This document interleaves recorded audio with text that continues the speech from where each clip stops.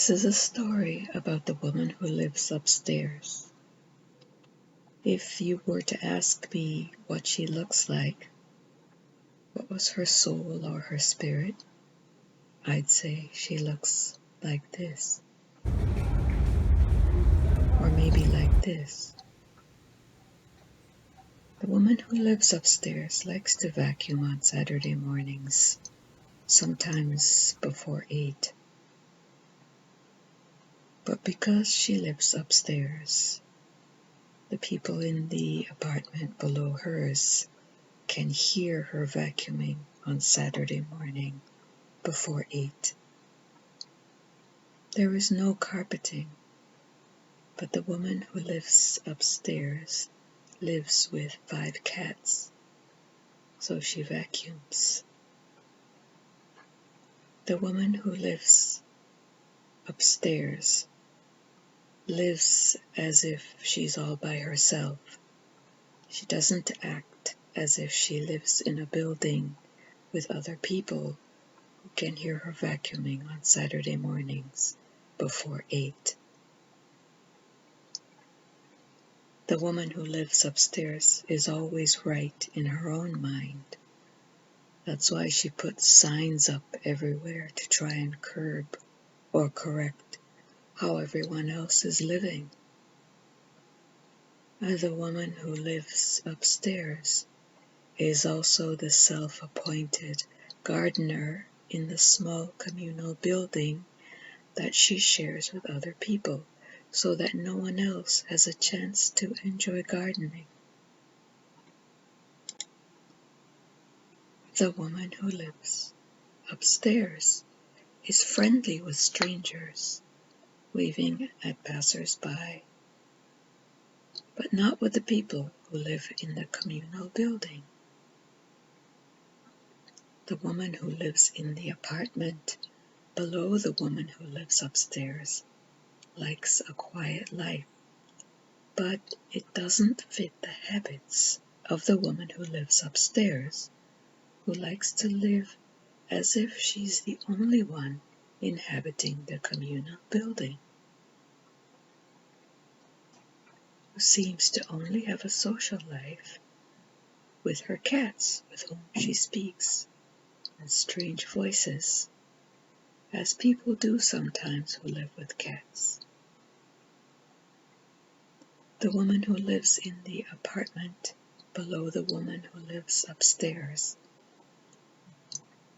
has endured the noise of the vacuuming, of the cats galloping back and forth, of the woman who lives upstairs dragging furniture across the floor, of her constantly dropping things as if to test gravity, whether it would defy her careless grip this one time. One time, the woman who lives in the apartment below the woman upstairs wrote a letter to her, asking her to be mindful of the noise. The woman who lives upstairs did not reply. The woman who lives in the apartment below the woman who lives upstairs tried to find other solutions, like sticking styrofoam to the ceiling with hot glue, which would be the floor of the woman who lives upstairs. But it didn't work. The sticky tiles fell off. The woman who lives in the apartment below the woman who lives upstairs tried lighting a candle while adding a prayer for peace. But she could still hear the woman who lives upstairs walking around in hard-soled shoes. That didn't work. The woman who lives in the apartment below the woman who lives upstairs talked to friends about the problem of the noise and the selfishness of the woman who lives upstairs. And one friend said, "Pray for her. Pray for her happiness. And if she's happy, maybe she won't stomp around."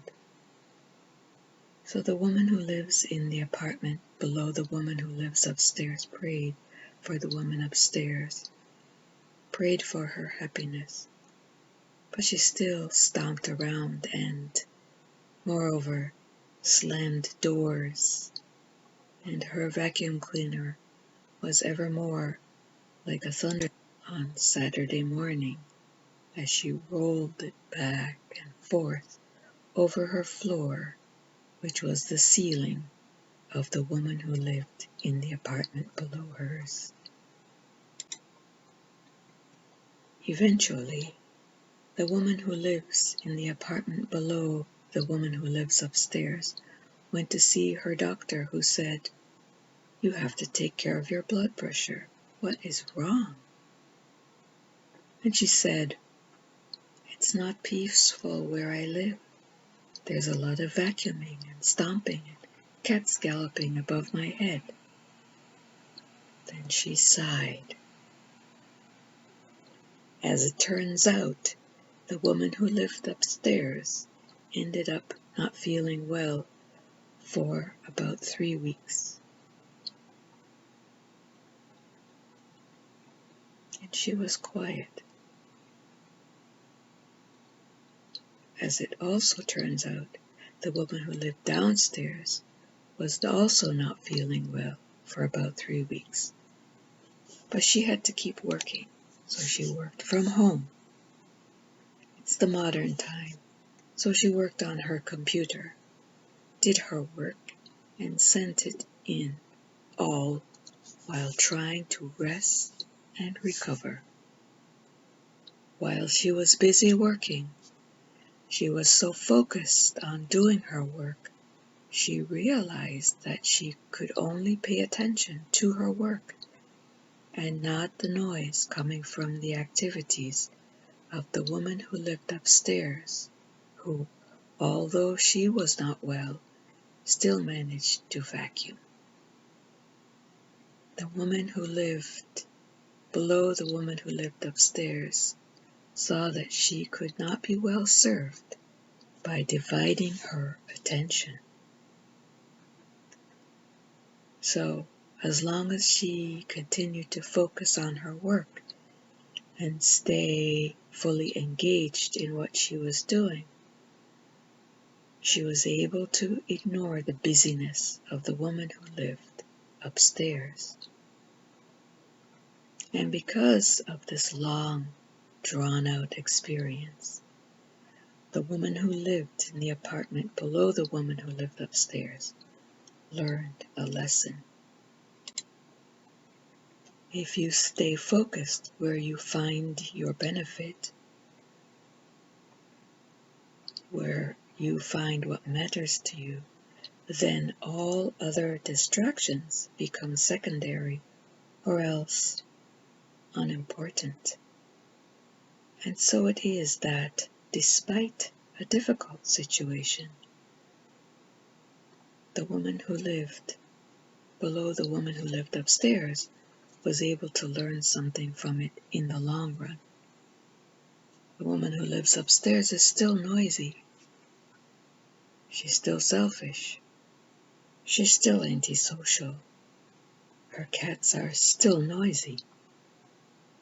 But the woman who lives in the apartment below the woman who lives upstairs finally understood that she had to learn to focus on her own affairs, on the things that truly matter in her day, and not be distracted by other people's seeming unpleasantness, about which she had no control anyway.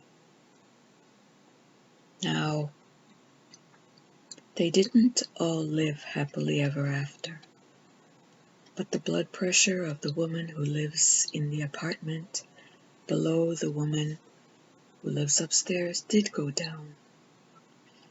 And whenever she found herself being caught up in the unpleasantness of the woman who lives upstairs, she could see that she was losing her focus and letting it drift into wasted expressions of time and energy.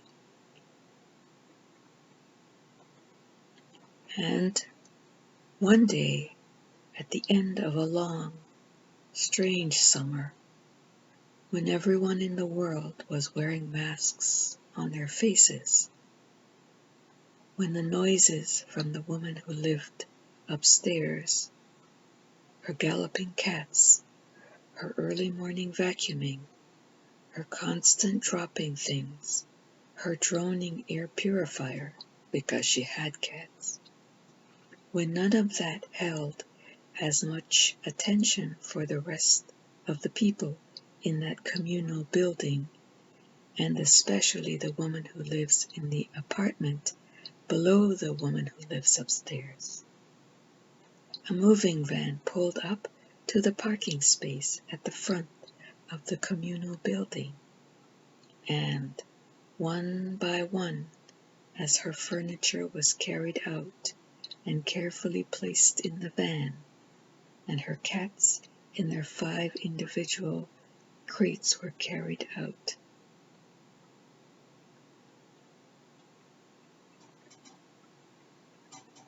she was gone. And then it was quiet. So